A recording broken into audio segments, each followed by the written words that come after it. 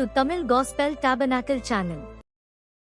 பிரியர்கள், நாம் எதை பிரியப்படுத்துகிறோம், எதில் பிரியர்களாக வாழ்கிறோம் என்பதை நாம் சிந்தித்து நம்மை சரிப்படுத்திக் கொண்டிருக்கிற ஒரு நேரம். 2 தீமோத்தேயு 3 அதிகாரம் 2 வசனம். எப்படியெனில் மனுஷர்கள் தற்பிரியராயும் பணப்பிரியராயும் இப்படிப்பட்ட வசனங்களை நாம் பார்க்கும் பொழுது ஜனங்களுடைய நிலவரம் எப்படி இருக்கும், நாம் எப்படி இருக்க வேண்டும்? முதலாவது, மனுஷன் தற்பிரியனாய் மாறுகிறான். தன்னை மாத்திரம் தான் பிரியப்படுத்தணும், தான் என்கிற ஒரு சுயநலவாதியாக மாறுகிறான். அது தவறு. இரண்டாவது, பணப்பிரியர்கள். பணம் உதவும், பணம் தேவை, ஆனா பண ஆசை எல்லா தீமைக்கும் வேறு. இது குறித்து நேற்று இரவு தற்பிரியர்கள் பணப்பிரியர்களை குறித்து நாம் சிந்தித்து நம்மை சுத்திகரித்தோம்.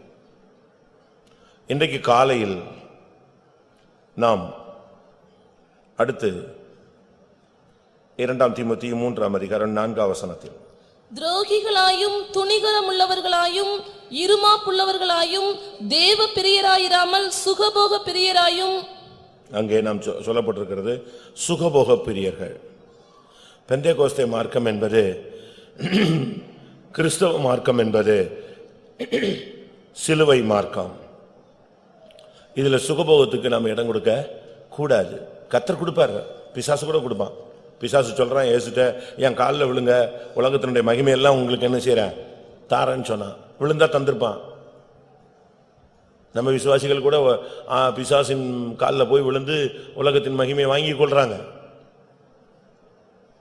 ஆனா சுகபோகமாய் வாழ்கிறவள் உயிரோடு செத்தவள். சுகபோகம் உன்னை பரலோகத்துக்கு இழுத்துட்டு போகாது, அந்த ஐஸ்வர்யவான பாதாளத்துக்கு, வேதனை உண்டாக்கும் இடத்துக்கு அழைத்து கொண்டு போனது, இல்லாவிட்டால் இழுத்து கொண்டு போனது, இல்லாவிட்டால் கொண்டு போய் சேர்த்தது.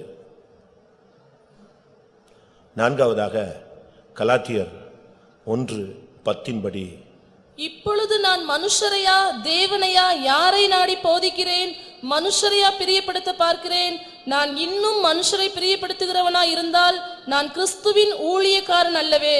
அடுத்து அங்கே சொல்லப்பட்டதான பிரியன் என்று சொல்லுகிறது மனுஷரை பிரியப்படுத்துவது. புருஷனை பிரியப்படுத்துறது, மனைவியை பிரியப்படுத்துறது, ஊழியக்காரங்களை பிரியப்படுத்துகிறது, இல்லாவிட்டா சொந்தக்காரர்கள், நண்பர்கள், இவங்களை தான் பிரியப்படுத்த நாம் முயற்சி எடுக்கிறோம். மனுஷனை பிரியப்படுத்துவனா இருந்தால் நீ கிறிஸ்துவின் ஊழியக்காரன் அல்லவே. இப்பொழுது இன்றைக்கு நீதிமொழிகள் 29:10. இரத்த பிரியர் உத்தமனை பகைக்கிறார்கள். இரத்த பிரியர் உத்தமனை பகைக்கிறார்கள். இங்கே சொல்லப்பட்டது இரத்த பிரியர்கள், சாடிஸ்ட் ஸ்பிரிட். ஒரு சிலர்லாம் மனைவியை அடிப்பாங்க, அந்த ரத்தத்தை பார்த்தா பிறகுதான் அவங்களுக்கு அந்த வேகம் குறையும். ரத்த கட்டாரி ஆவி மாதிரி. ஒரு சில பிள்ளைகளை பிடிச்சி அடிப்பாங்க, ரத்தம் வர்ற வரைக்கும் அடிப்பாங்க. இன்னும் ஒரு சிலர் மற்றவங்களை அடிப்பாங்க, அவங்களுக்கு அந்த ரத்தம் வரணும். ஒரு சில மதங்களுடைய ஆச்சாரமே அப்படி இருக்கு. வாழை உருவிட்டா அதுல என்ன படணும்? ஆளை குத்தணும், எதையாவது ஒன்று குத்தி ரத்தம் வரணும். இல்லைன்னா என்ன செய்வான்? கையை லைட்டா கீறி அந்த ரத்தத்தை பட்டான். ரத்தம் படாம எதை உரையில வைக்கக்கூடாது, பட்டயத்தை உரையில வைக்கக்கூடாது, உருவக்கூடாது. உருவிட்டா ரத்தம் பட்டாதான் வைக்கணும். அதே மாதிரி ஒரு சிலருக்கு ஆவி, இந்த சாடிஸ்ட் ஸ்பிரிட், இந்த சைக்கோ மாதிரி அடிச்சு அவங்கள துன்பப்படுத்தி அதுல சந்தோஷப்படுறது. இந்த சிகரெட் வச்சு சுடுவாங்க, வேதனைப்படுத்துவாங்க. பயங்கரமான ஒரு ஸ்பிரிட். ஹிட்லருடைய ஆவி. யூதரை பயங்கர சித்திரவாதிகளை கொண்டு போவான். அவ்வளவு சித்திரவாதிகளை கொண்டு போயிட்டு அவனுக்கு அவன் கத்துறான அந்த உணர்வே என்ன செய்யாது, இருக்காது. அதுல சந்தோஷமா இருப்பான். ஜனங்களை வேதனைப்படுத்திட்டு அதை பார்த்து எல்லாரும் கை கொட்டி சிரிக்கிறது. இவங்கெல்லாம் யாரு? இரத்த பிரியர்கள். இவங்க எனக்கு தெரியும், ஒரு சகோதரி ஒரு புருஷன் அடிச்சிட்டு அதுகிட்ட இருந்து கை காலில் எங்கேயாவது அடிச்சு கிழிச்சு ரத்தம் வந்துச்சுன்னா பூனையை கொண்டு வந்து அதை குடிக்க வச்சு டெஸ்ட் பண்ணிட்டு இருப்பாங்க. இன்ட்ரெஸ்டா இப்படி இருக்கான் மனுஷன். உங்களுக்கு அப்படி ஆவி இருக்கா? இரத்த பிரியர்கள் இவங்களுடைய ஃபர்ஸ்ட் ஹேபிட் என்னன்னா, உத்தமனை பகைப்பார்கள். பரிசுத்தவான்களை பிடிக்காது, உத்தமர்களை பிடிக்காது, ஆவிக்குரியவர்களை பிடிக்காது. நான் சொல்லல, பைபிள் சொல்லுது. இரத்த பிரியர் யாரை பகைக்கிறாங்க?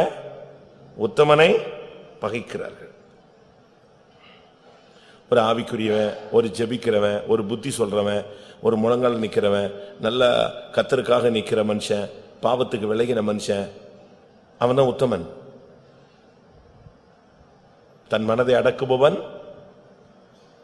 தன் மனதை அடக்குபவன் உத்தமன். நல்ல ஒரு ஸ்பிரிச்சுவல்ல வளர்றவனை பார்த்தா பிடிக்காது. ஆமா, பெரிய நோய் தான் அப்படியே வானத்திலிருந்து குதிச்ச மாதிரி சொல்றான் அப்படிமா. இப்படி நீயும் நானும் எப்பமாவது சொல்லியிருந்தோம்னா நம்ம பேர் என்னது? என்னது?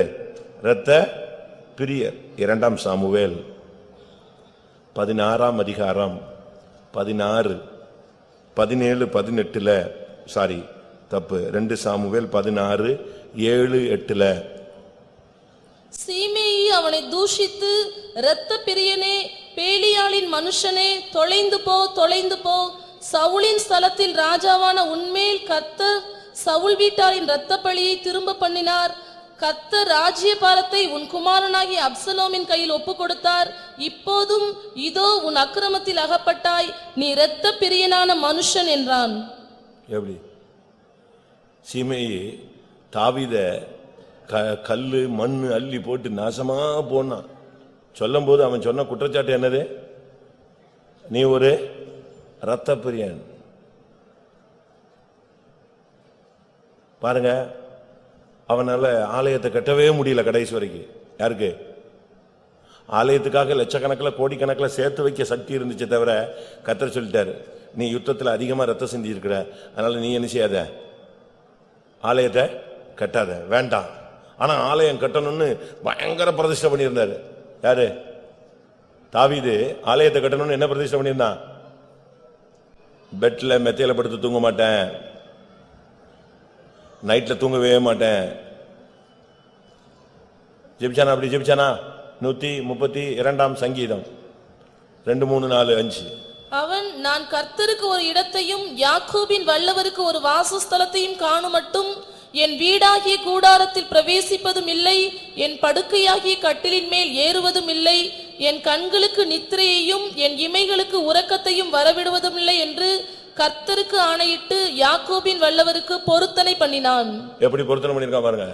நான் வீட்டுக்குள்ள போக மாட்டேன், நான் வெளியவே தங்குவேன், படுக்கையில போய் படுக்க மாட்டேன், பெட்டு போட்டு படுக்க மாட்டேன், தரையிலே படுத்துக்குவேன், நான் தூங்கவே மாட்டேன், என் கண்களுக்கு நித்திரை வரக்கூடாது, யாக்கோபின் வல்லவருக்கு ஒரு ஆலயத்தை கட்டணும் கட்டணும் கட்டணும்னா நல்ல ஆசை.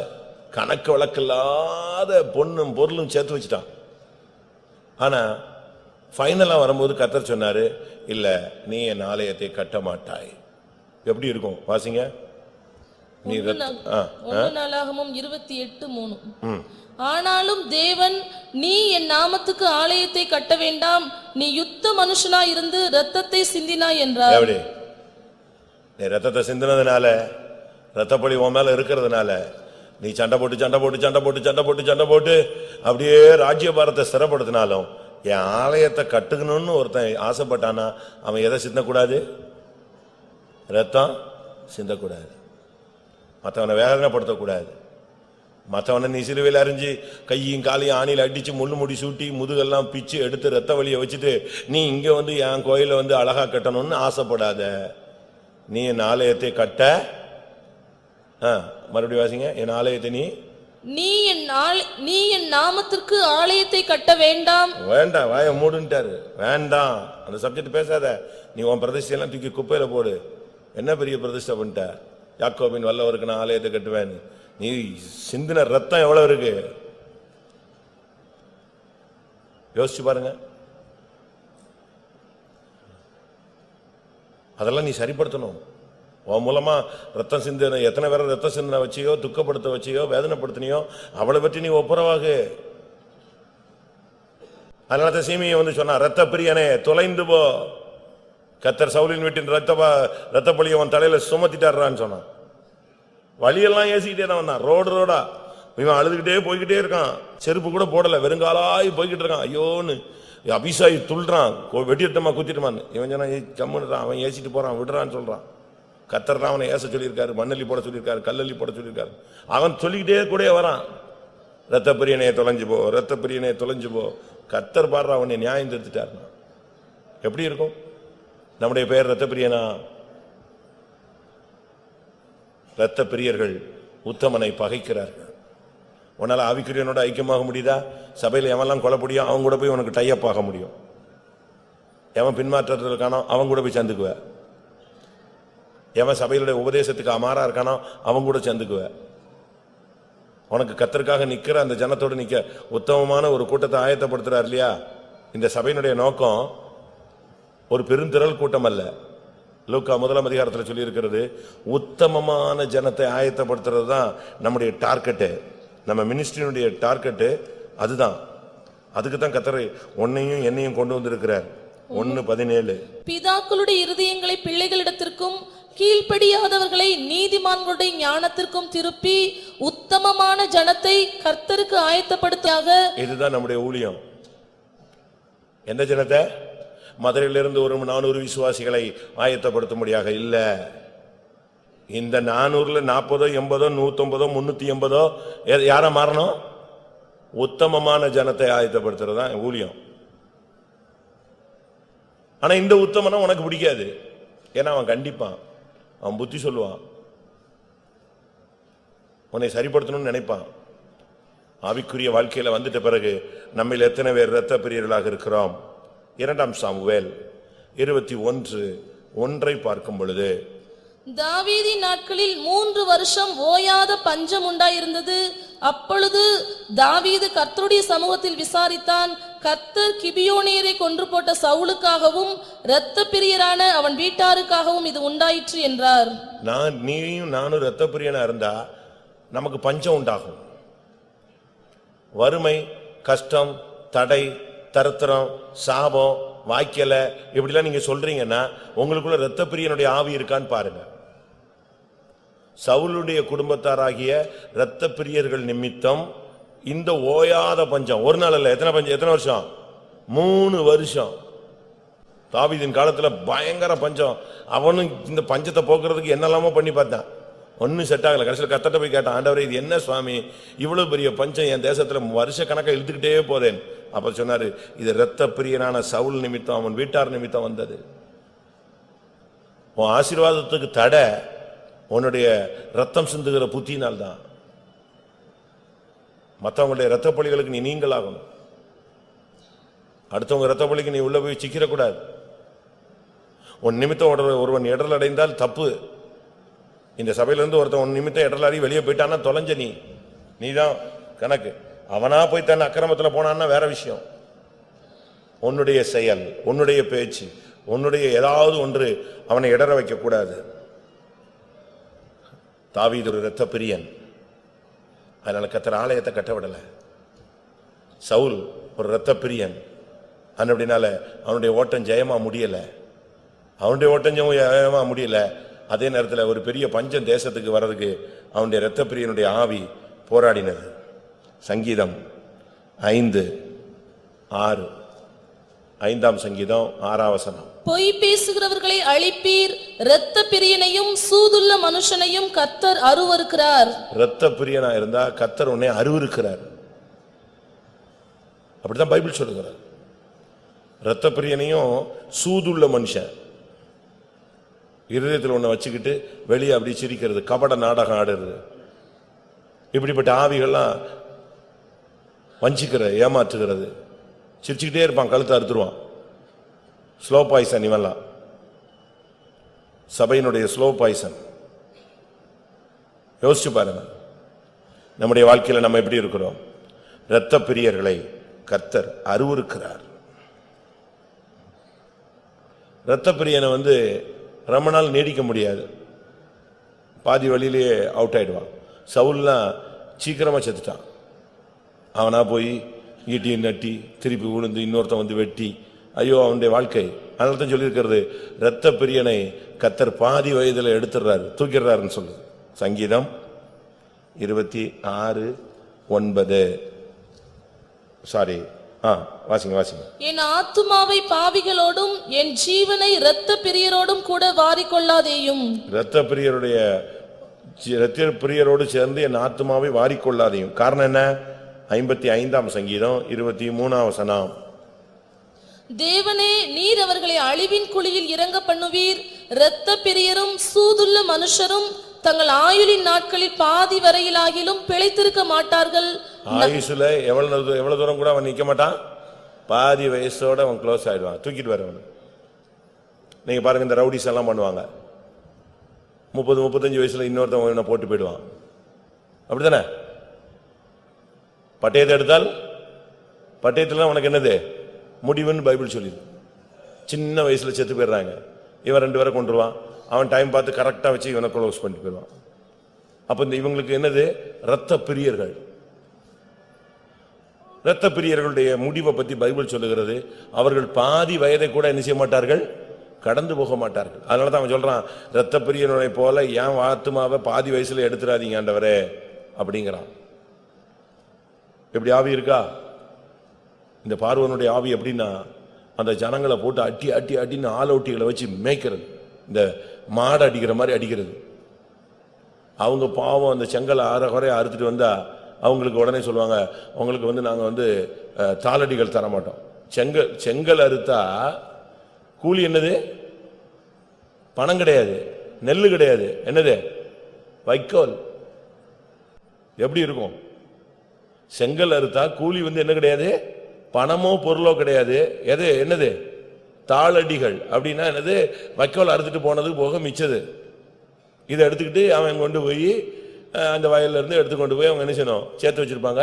அதை இவன் கொண்டு போய் அந்த வைக்கோலை விற்று காசு வாங்கி, அதுக்கு பிறகு அவன் சோத்துக்குரியதை வாங்கி வீட்டில் போய் என்ன செய்யணும், சோறு பொங்கி சாப்பிடணும். இதுதான் இஸ்ரவேலுடைய தலையெழுத்து.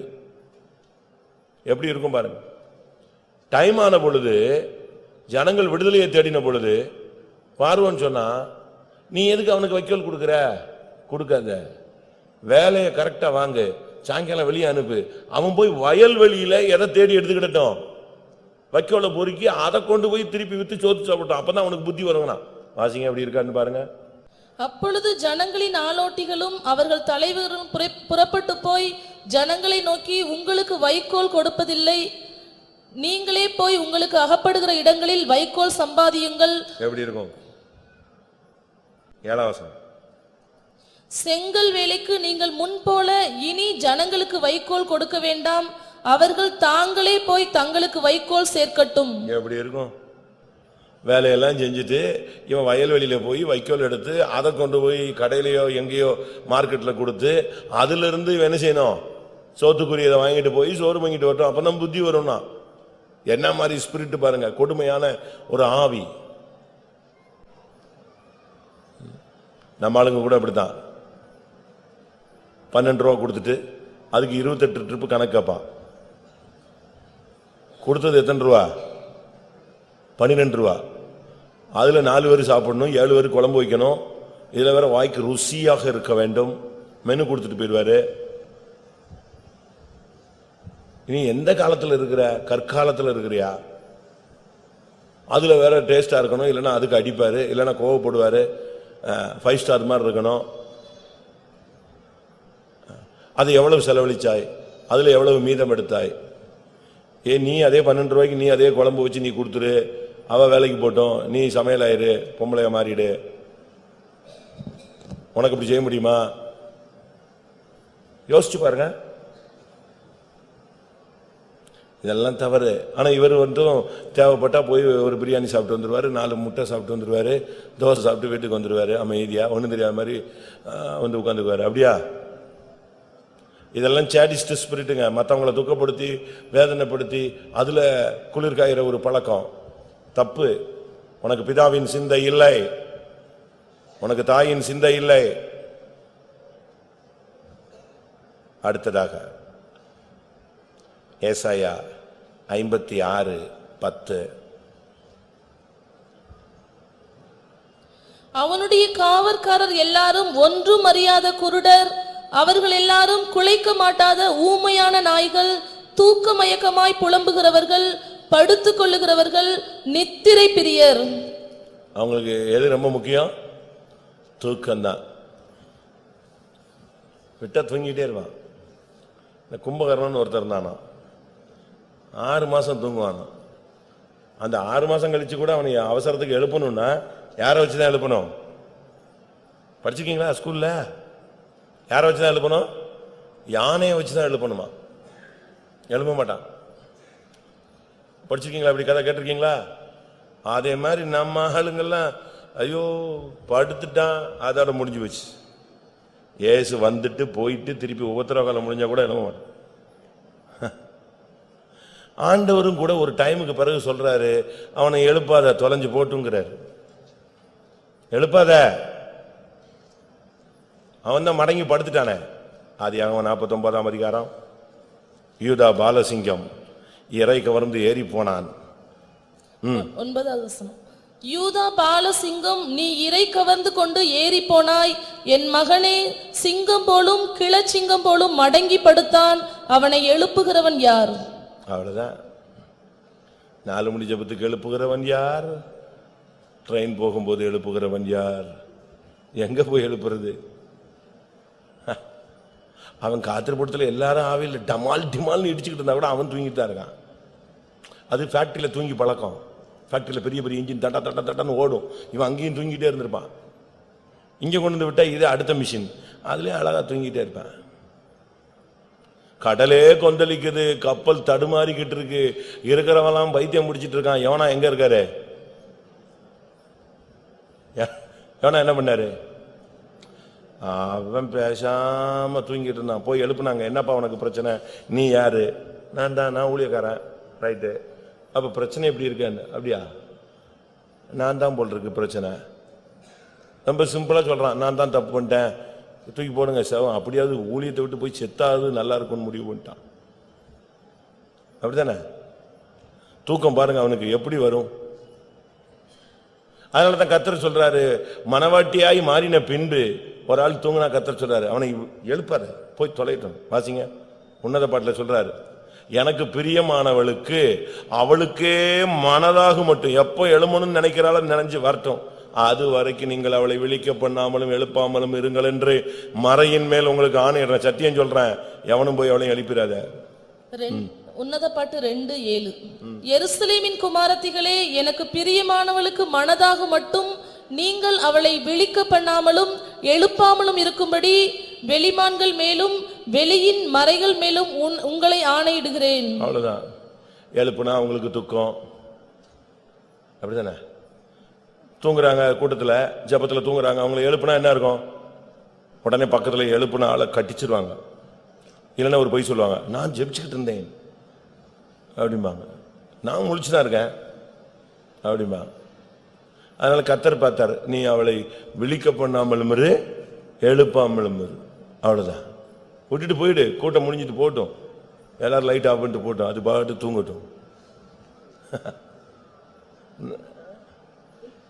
எதுக்கு உட்காந்துட்டு ஜபத்துல தூங்கிட்டு கடை அப்படியே கடை. அதனால தயவு செய்து உங்களில் எத்தனை பேர் நித்திரை பிரியர்கள் என்று பாருங்க. ஒரு சிலருக்கு தூக்கம் ரொம்ப இன்ட்ரெஸ்டுங்க. அவங்கள தூக்கத்திலலாம் எழுப்பிட்டா கொன்றுவாங்க. கதவை இறுக்கி பூட்டிடுவாங்க, உள்ளேயும் பூட்டிடுவான், வெளியும் பூட்டிடுவேன். தூக்கத்தின் ஆவி வரும்போது எரேமியா 31:26 சொல்லிருக்கிறது, நித்திரை அவர்களுக்கு இன்பமா இருந்தது. இதற்காக நான் விழித்து பார்த்து கொண்டிருக்கிறேன், என் நித்திரை எனக்கு இன்பமா இருந்தது. எப்படி நித்திரை எப்படி இருக்கு? கர்த்தர் தமக்கு பிரியமானவனுக்கு என்ன செய்யறாரா? நித்திரை அளிக்கிறார். அதுக்கு சரியான பைபிள்ல பழைய ஓல்டு மொழிபெயர்ப்புல, நல்ல மொழிபெயர்ப்பு பாத்தீங்கன்னா, நித்திரையில் அவனுக்கு இன்பத்தை அளிக்கிறார். இன்பமான காரியங்கள், சொப்பனம், தரிசனம், பரலோக மகிமையை காண்பிக்கிறார்னு அர்த்தம். இன்னைக்கு நமக்கு எத்தனை பேருக்கு தூக்கத்தின் ஆவி இருக்கு? தூக்கம் வேணும். ஒரு மனுஷனுக்கு 24 மணி நேரத்துல இத்தனை மணி நேரம் குறைஞ்சது அவன் என்ன செய்யணும்? தூங்கணும். இல்லைன்னா அவன் யாரா மாறுவான்? நாட்கள் போக போக அவன் யாரா மாறுவான்? வியாதியஸ்தனாய் மாறுவான். அதனால அவனுக்கு தூக்கம் தேவை. பட் தூக்கம் ஒரு அசுத்தாவியா அவன் தலையில வந்து ஏறி உட்கார்ந்துடக்கூடாது. ஏசாயா 29:10. கர்த்தர் உங்கள் மேல் கனநித்திரையின் ஆவியை வரப்பண்ணி, அவ்வளவுதான். கனநித்திரையின் ஆவி வரப்பண்ணி என்ன பண்ணுவாரு? உங்கள் கண்களை அடைத்து ஞான திருஷ்டிக்காரராகிய உங்கள் தீர்க்கதரிசிகளுக்கும் தலைவர்களுக்கும் முக்காடு போட்டார். அவ்வளவுதான். கனநித்திரையின் ஆவி வந்துச்சுன்னா நீ முக்காடு போட்ட கேஸ் தான். அது ஒரு ஸ்பிரிட். அதனால தான் சொல்லியிருக்கிறது ஏசாயா 56:10 அவனுடைய காவல்காரர்கள் ஒன்றும் அறியாத குருடர். காவக்காரன் தூங்கிட்டான் எப்படி இருக்கும்? குலைக்க மாட்டாத ஊமையான நாய்கள். பெருவயிற்று அப்படியா? திருப்தி அடையாத, அப்படித்தானே வாசிங்க.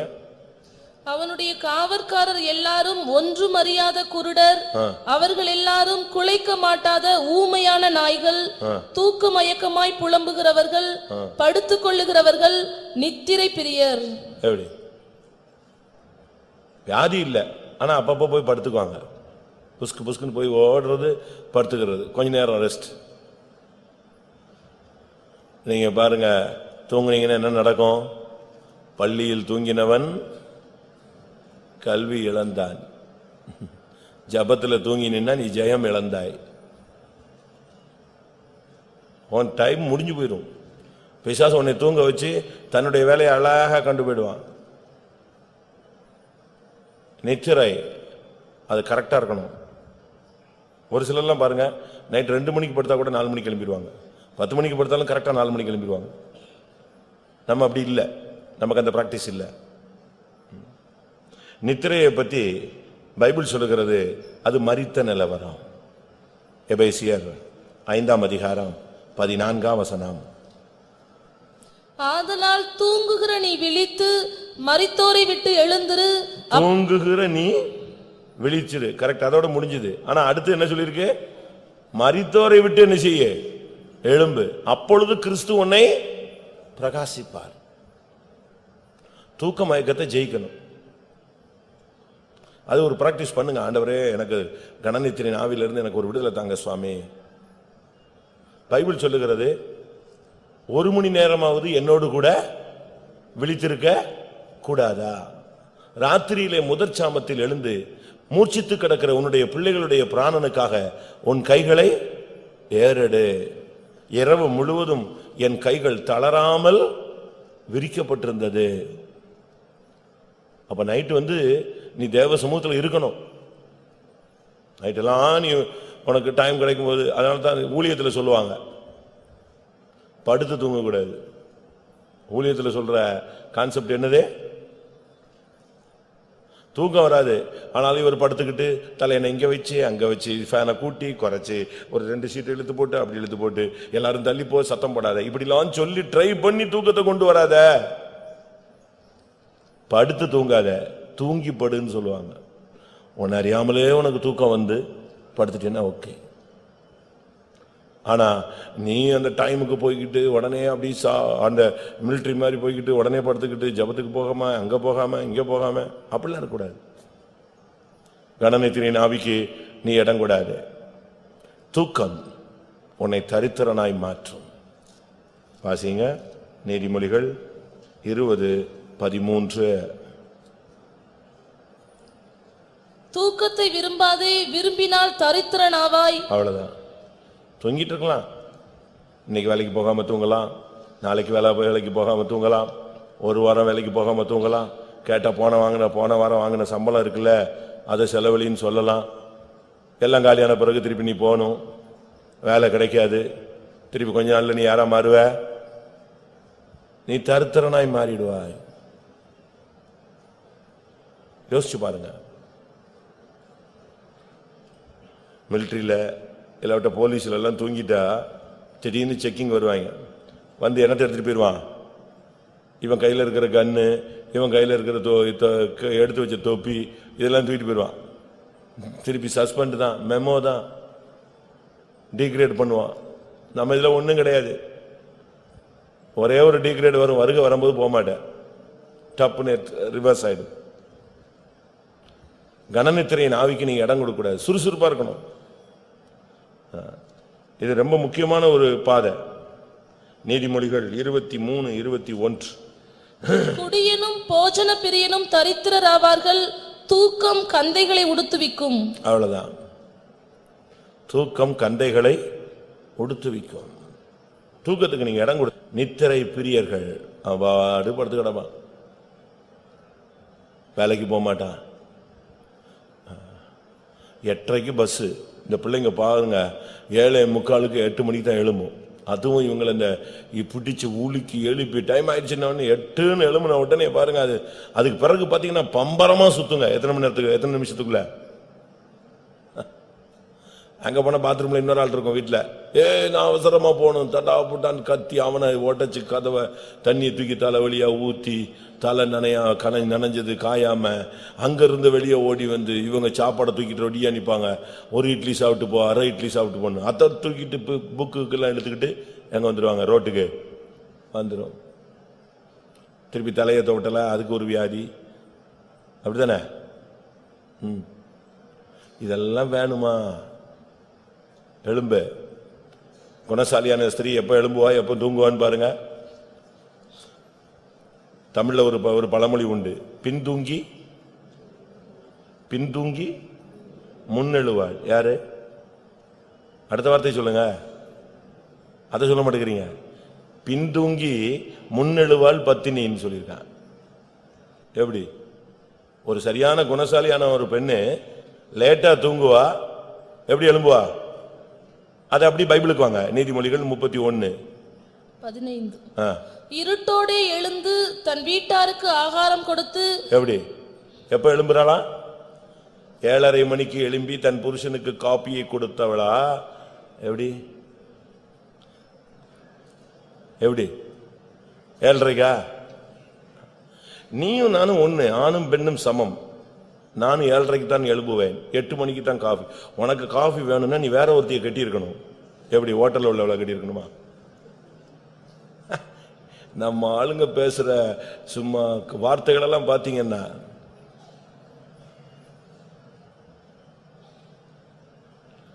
நல்லா கவனிச்சுக்கங்க. நம்முடைய ஊழியத்தின் பாதையில, இந்த விசுவாச பாதையில உன்னுடைய தூக்கம் உன்னைய குணசாலியா மாற்ற விடாது. குணசாலியான ஸ்திரீ என்ன செய்வாள்? எப்ப எழும்புவா? இருட்டோட எழுந்துருவா.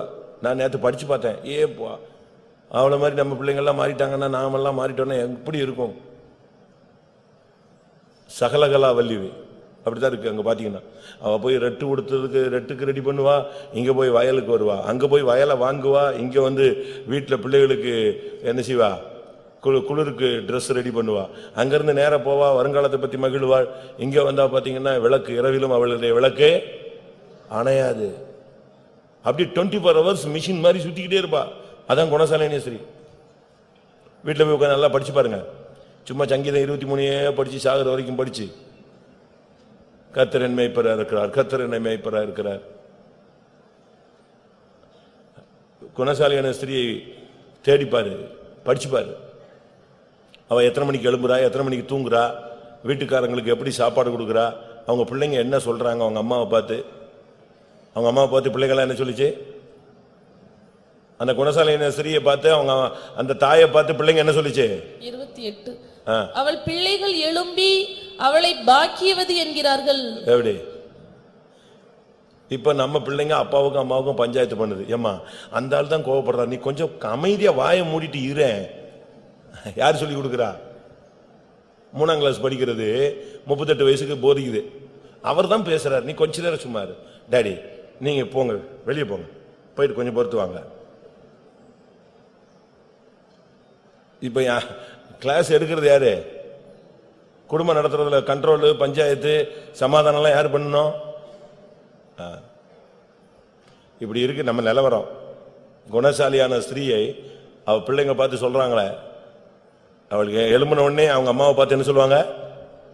பாக்கியவதி. புருஷன் சொல்றான், எத்தனையோ பெண்களை நான் உலகத்தை பார்த்திருக்கிறேன், ஆனா எல்லாரை காட்டிலும் நீதான் யாரு?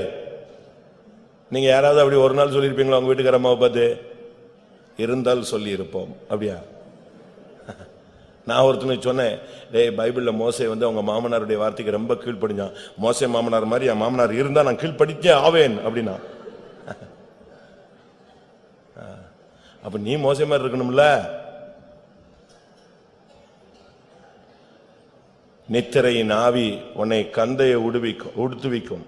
நியாயாதிபதிகள் 4ஆம் அதிகாரம் 21ஆம் வசனம். பின்பு ஏபேரின் மனைவியாகிய யாகேல் ஒரு கூடார ஆணியை எடுத்து தன் கையிலே சுத்தியை பிடித்துக்கொண்டு மெல்ல அவன் அண்டையில் வந்து அவன் நெற்றியிலே அந்த ஆணியை அடித்து போட்டால் அது உருவி போய் தரையிலே புதைந்தது. அப்பொழுது ஆயாசமாய் தூங்கின அவன் செத்து போனான். சிசரா யுத்தத்துல தோல்வி அடைஞ்சு ஓடி ஒரு வீட்டுல படுத்துட்டு அவன் பாட்டு தூங்கிட்டே இருக்கான். இவ்வளோ பெரிய யுத்தத்துல தோல்வி அடைஞ்சிட்டோமே, இவ்வளவு பிரச்சனை வந்துருச்சே, நம்ம தப்பி வந்திருக்கோமே, தப்பி வீடு போய் சேரணுமே. அவங்க அம்மா அங்க வெயிட் பண்றா. யாரு? சிசரா அம்மா. என் பிள்ளை வரலையே, ரதம் லேட் ஆகுதே, ரதம் லேட் ஆகுதே, என் பிள்ளை ஏன் வரல, ரதம் லேட் ஆகுது, என்னவும் நடந்துருச்சா? உடனே அவங்க கூட இருக்கிற தோழிகள்லாம் சொல்றாங்க, சா ஜெயிச்சிருப்பாரு, ஜெயிச்சதெல்லாம் என்ன செய்யணும், கொள்ளையடிச்சதெல்லாம் பங்கிடணும், எல்லாருக்கும் தேசம் முழுவதும் பலன்கிட்டு வர்றதுக்கு எவ்வளவு டைம் ஆகும் இப்படின்னு அங்க வெயிட் பண்ணா இவன் எங்க கிடக்கான்? எங்க இருக்கான்? இவன் ஆயாசமா தூங்கி அடிபட்டு சாவுறான். வாசிங்க அவங்க அம்மாவுடைய எக்ஸ்பெக்டேஷன் எப்படி இருந்துச்சு? அதே அதிகாரம் தான் 29:5-28-29. சிசராவின் தாய் ஜன்னலில் நின்று பலகனி வழியாய் பார்த்து கொண்டிருந்து அவனுடைய ரதம் வராமல் பிந்தி போனதென்ன, அவனுடைய ரதங்களின் ஓட்டம் தாமதிக்கிறதென்ன என்று புலம்பினாள். அவளுடைய நாயகிகளில் புத்திசாலிகள் அவளுக்கு உத்தரவு சொன்னதுமன்றி அவள் தானும் தனக்கு மறுமொழியாக அவர்கள் கொள்ளையை கண்டுபிடிக்கவில்லையோ அதை பங்கிட வேண்டாமோ, ஆளுக்கு 2 பெண்களையும் சிசராவுக்கு கொள்ளையிட்ட பலவர்ணமான ஆடைகளையும் கொள்ளையிட்ட பலவர்ணமான சித்திர தையல் ஆடைகளையும் கொள்ளையிட்டவர்களின் கழுத்துக்கு இருபுறமும் பொருந்தும் சித்திர தையலுள்ள பலவர்ணமான ஆடையையும் கொடுக்க வேண்டாமோ என்றாள்.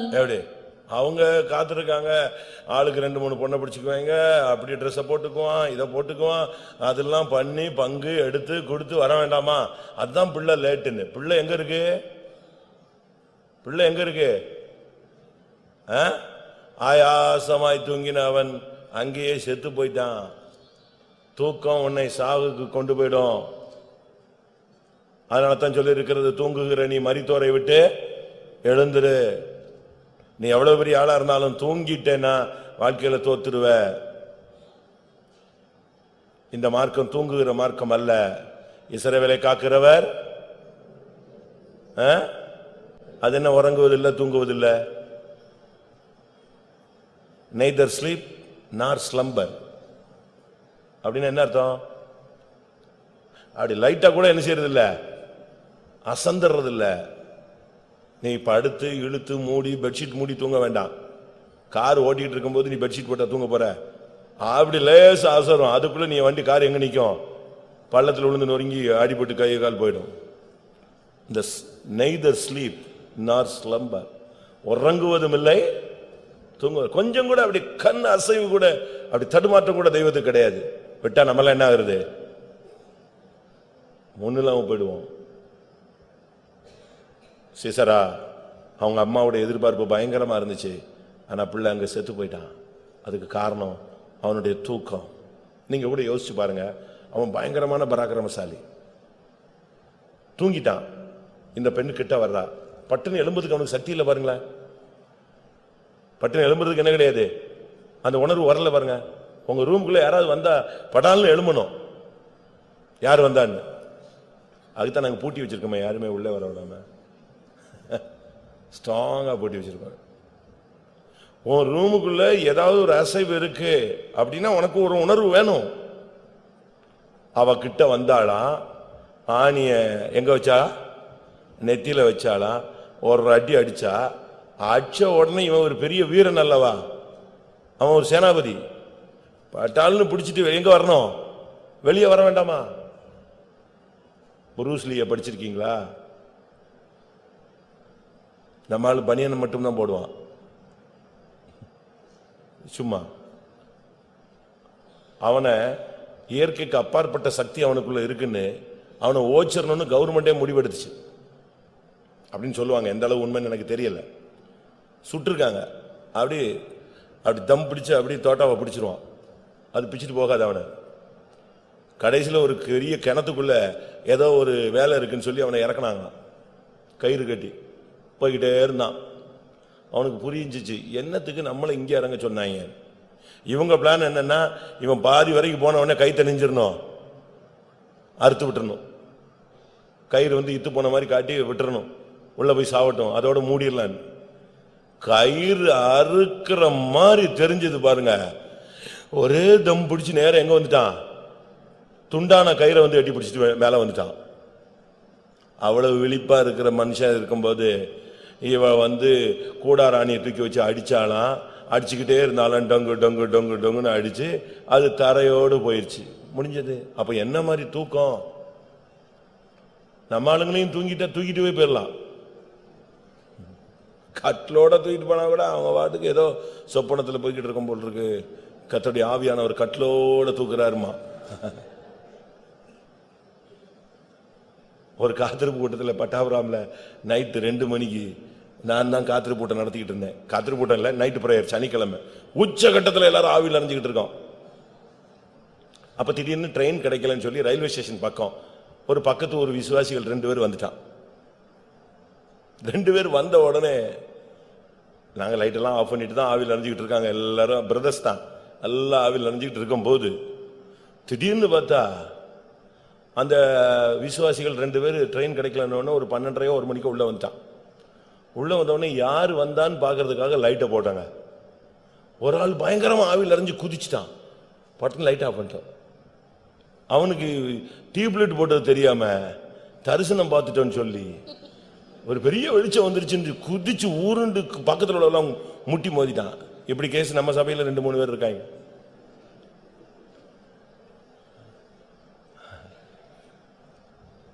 இதெல்லாம் என்ன ஏதுன்னு தெரியவே தெரியாது. தூங்கிட்டே இருக்கிறது, பட்டக்குன்னு ஏதாவது தெரிஞ்ச உடனே சொல்லிடுறது. நியாயாதிபதிகள் 16:19. அவள் அவனை தன் மடியிலே நித்திரை செய்ய பண்ணி. அவ்வளவுதான். அன்னைக்குதான் அவனுக்கும் சவரகன் கத்திய வச்சு சரட்டு சரட்டு சரட்டுன்னு இழுத்தா ஒன்னும் சூடு இல்லை, சொர்ணம் இல்லை. பேரு தான் பெரிய பராக்கிரமசாலி, கோட்டையெல்லாம் பிடுங்கிடுவான். ஆனா அவ தலையை சரிக்கிறதுக்கு வச்சு தலையை சரிச்சா இவன் நல்லா தூங்கிட்டு இருந்தான். அவன் கண்கள் பிடுங்கப்பட்டது, அவன் வேடிக்கை பொருளாய் மாறினான். அவன் தரிசனத்தை இழந்து சிறைச்சாலையில் கிடந்தான். அதுக்கு காரணம் என்ன? அந்த கொஞ்ச நேரம் தூங்குன தூக்கம். கொஞ்சம் உஷாரா இருந்தான்னா கத்தியோட பிடிச்சிருப்பான். அதுக்கு தெரியல, ஒரே பிடியில நசுங்கி இருப்பான் இவன் இருக்கிற அபிஷேகத்துக்கு. இல்ல அந்த தலையை சிறைக்க வந்தானே அவன் செத்தான், கூழ் கூழாக்கிட்டு இருப்பான். அவன் எழும்பலையே சிம்சோன் அப்படியே போயிட்டானே. ஆதியாகமம் 15ஆம் அதிகாரம் 12ஆம் வசனம். சூரியன் அஸ்தமிக்கும் போது ஆபிரகாமுக்கு அயர்ந்த நித்திரை வந்தது, திகிலும் காரிருளும் அவனை மூடிக்கொண்டது. எத்தனை மணிக்கு அயர்ந்த நித்திரை வந்தது? எத்தனை மணிக்கு? காலையில 3 மணிக்கா? எப்ப வந்துச்சு? சூரியன் அஸ்தமித்தது எத்தனை மணிக்கு? சாயங்காலம் 6-6:30 அஸ்தமிக்குது. இங்க விசுவாசத்தின் தகப்பன் ஆபிரகாமின் ஆண்டவருடைய சிநேகிதர் எங்க எங்க எங்க போய்கிட்டு இருக்கிறாரு? தூக்கம். பலி பொருளை முன்னால வச்சிருக்கிற பறவைகள் வரக்கூடாது, அது சாபமாயிடும். கர்த்தருடைய அக்கினி இறங்கணும். நீ காத்துக்கிட்டு இருக்கிற கர்த்தருடைய அக்கினிக்காக. நீ இங்க தூங்கிட்டேன்னா என்ன ஆகுறது? சாயங்காலம் 6:30 இந்த தூக்கம் முடிச்சு அவன் எழும்பும் போது கர்த்தர் சொன்னாரு, உன் சந்ததி 400 வருடம் அடிமையா இருக்கணும். தபார்னு எழுப்பிட்டான். என்னது 400 வருஷம் என் சந்ததியா? முடிஞ்சு போச்சா? அன்னைக்கு தான் அந்த சாபம் வந்துச்சு. வாசிங்க அடுத்த வசனம். அப்பொழுது அவர் ஆபிரகாமை நோக்கி, உன் சந்ததியார் தங்களுடையதல்லாத அந்நிய தேசத்திலே பரதேசிகளாயிருந்து அத்தேசத்தாரை சேவிப்பார்கள் என்றும் அவர்களால் 400 வருஷம் உபத்திரவப்படுவார்கள் என்றும். முடிஞ்சுதா? சாயங்காலம் 6:30 தூங்குனதுக்கு 400 வருஷம் யாரு போயிட்டா? ஜனங்கள் பரதேசம் போயிட்டான். அப்பா தூங்குனா குடும்பம் படுத்துரும்.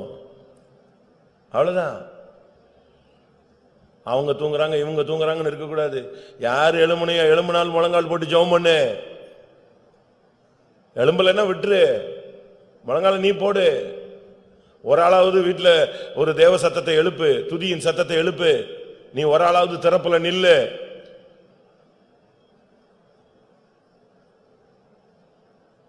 அப்போஸ்தலர் 12ஆம் அதிகாரம் 6ஆம் வசனம்.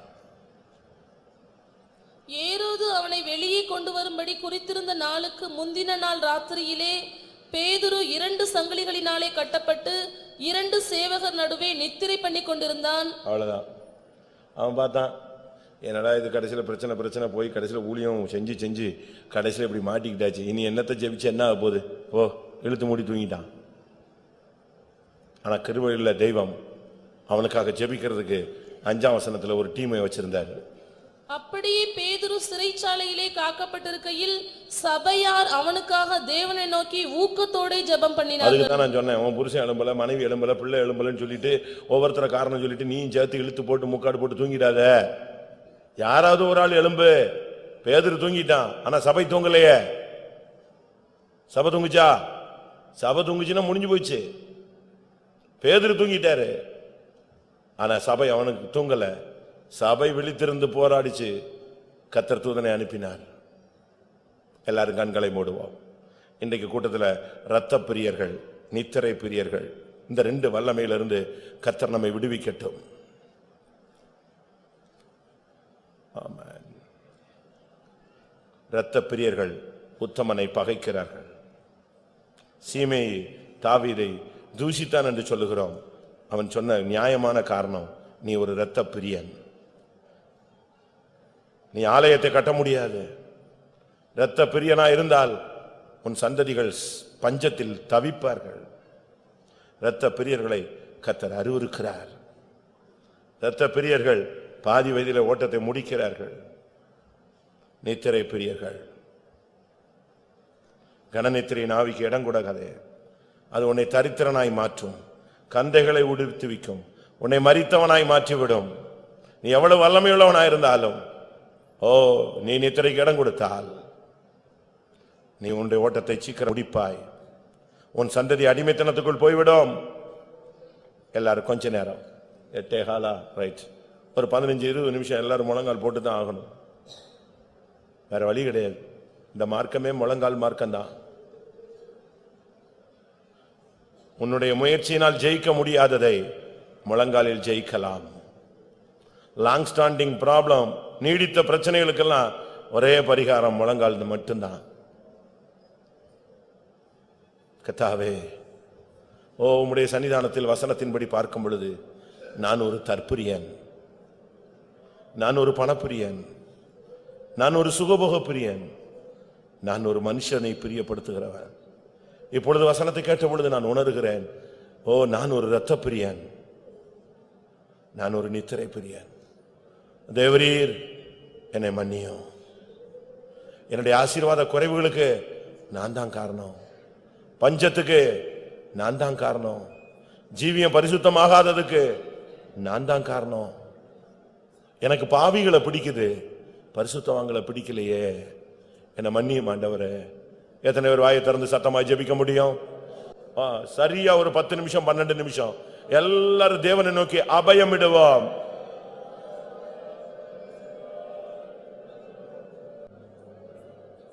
வாயை திறங்க, சத்தத்தை கூட்டுங்க. ஆயக்காரனுடைய ஜெபம் சத்தத்தை அதிகமாக இருந்தது. இயேசு கெத்சமனையிலே சத்தமிட்டார். தம்மை மரணத்திலிருந்து ரட்சிக்க வல்லமையுள்ளவரை நோக்கி பலத்த சத்தத்தோடும் கண்ணீரோடும் விண்ணப்பம் பண்ணினார். அவருக்கு உண்டான பயபக்தி நிமித்தம் அவருடைய ஜெபம் கேட்கப்பட்டது.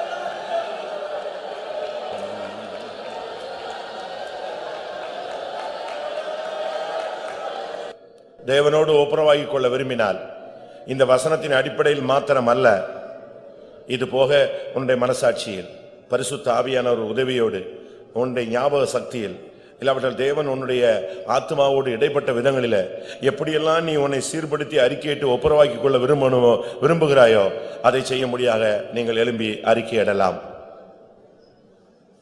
நான் சொன்னது உங்களுக்கு புரிஞ்சிருக்கும்னு நினைக்கிறேன். இந்த வசனங்கள் அடிப்படையில் மாத்திரம் அல்ல, உங்களுடைய ஆத்மாவில் தேவன் இடைப்பட்ட விதங்களுக்கு ஏற்றவண்ணமாய் உங்களை அறிக்கையிட்டு சீர்படுத்திக் கொள்ளுங்கள், உங்களை சரிப்படுத்திக் கொள்ளுங்கள். எல்லாரும் கொஞ்ச நேரம் தேவ சமூகத்தில் தேவ அறிக்கையில் மூலமாக நாம் நெருங்கி வருவோம்.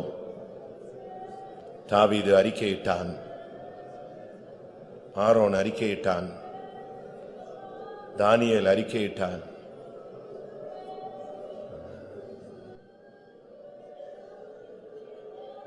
அறிக்கை சடங்காச்சாரம் அல்ல, உன்னை ஒத்துக்கொள்வதை காண்பிக்கிறது.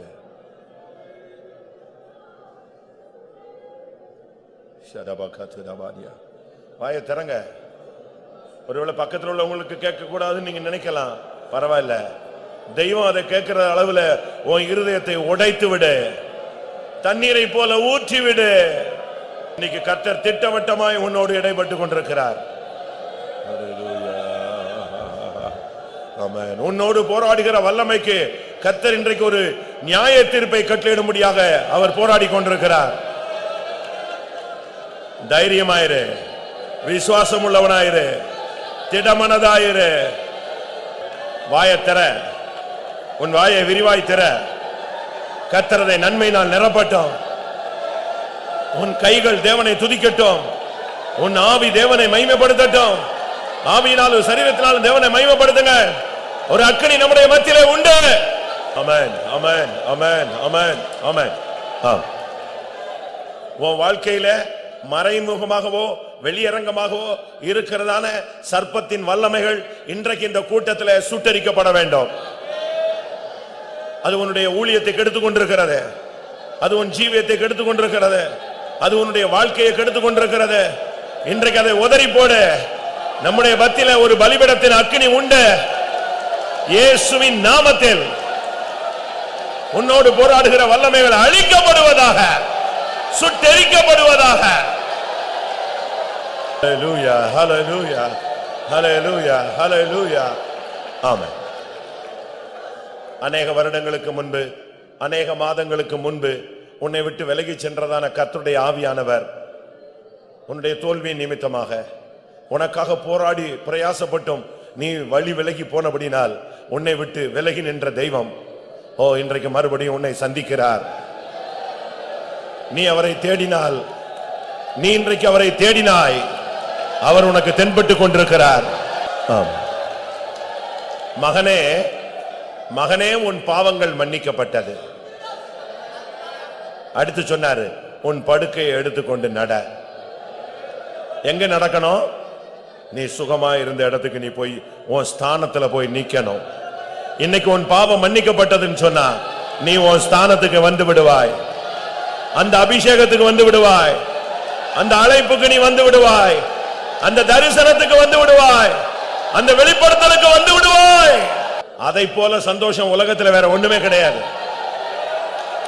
ஹல்லேலூயா. ஒரு 5 நிமிடம், ஒரு 5 நிமிடம் ஒரு சரியான ஒரு அபிஷேகம் வரட்டும். யாரும் சோர்ந்து போகாதீங்க. பலவீனத்தில் பலன் கொள்ளுகிறது தான் நம்முடைய கான்செப்ட். 5 நிமிடம், சரியா 5 மினிட்ஸ். கர்த்தர் உன்னை நிரப்பணும், உன்னை வந்து ஆட்கொள்ளணும்.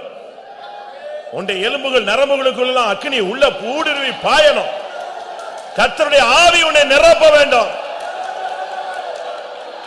தெய்வம் உன்னை முடிசூட்ட முடியாது, ஒப்புக்கொடு. ஆமென். எத்தனையோ வருடங்களுக்கு முன்பாக நீ தனித்து ஜெபித்துக் கொண்டிருந்த பொழுது உனக்கு கிடைத்த அபிஷேகம், நீ ஊழியர்களோடு சேர்ந்து ஜெபித்துக் கொண்டிருந்த பொழுது உனக்கு கிடைத்த அந்த இரட்டிப்பான வல்லமை இன்றைக்கு கர்த்தர் உனக்கு திரும்ப தரப்போகிறார். கர்த்தர் ஒரு விலையேற பெற்ற வல்லமையோடு வந்திருக்கிறார். எத்தனை பேர் பெற்றுக் கொள்கிறீர்களோ அத்தனை பேரும் பாக்கியவான்கள். ஆமென்.